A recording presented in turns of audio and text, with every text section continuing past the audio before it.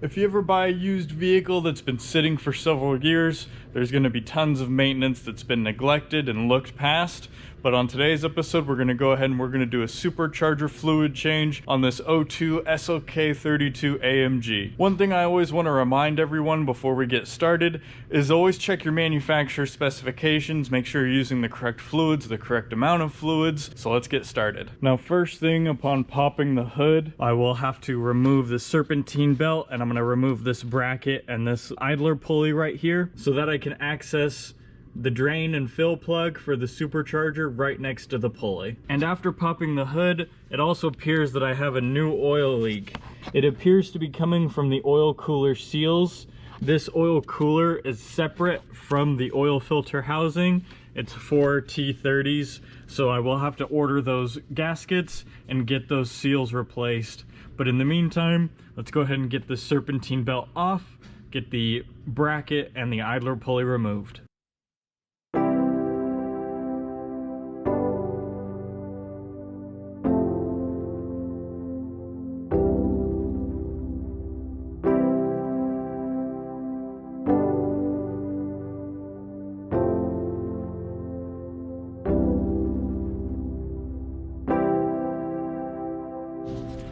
Alright, so now that I've got the bracket and the pulley out of the way, you can see that drain and fill plug right there. On this particular supercharger, the drain and fill plug is the exact same plug. And it definitely looks like there's some sealant around it, maybe some plumber's tape. So there's definitely been someone in here before. So I'm going to go ahead and get that removed and we'll drain out the old fluid. Alright, I have my drain plug out of the supercharger. I have a rag here just in case any spilled out. Keep in mind on these fluid changes, there's not much fluid inside these superchargers.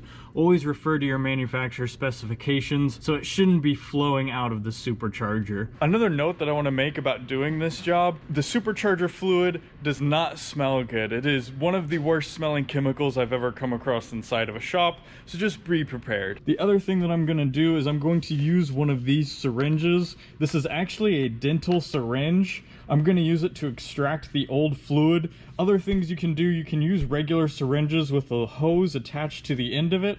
I just like to use these because of the curved edge so I can get down at the bottom.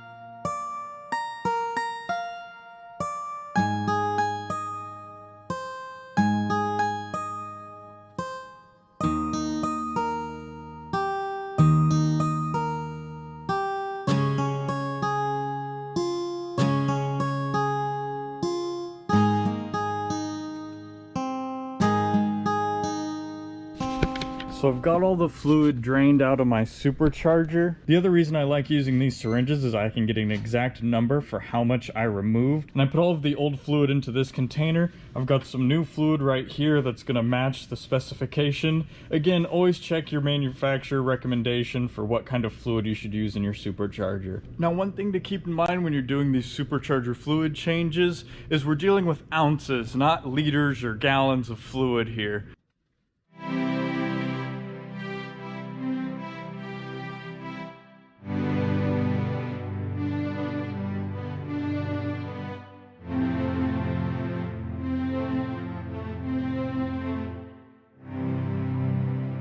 Alright, we've got fresh fluid in the supercharger. I put a bit of fresh plumber's tape on the sealing surface as well and got the plug back installed. I'll go ahead and reinstall the bracket in the serpentine belt and get everything buckled up under the hood. And everything looks nice and tight. Serpentine belt's back on, idler pulleys are back on. I've got the secondary air injection hoses back in place. I'm going to go ahead and give it a start, make sure I don't have any problems.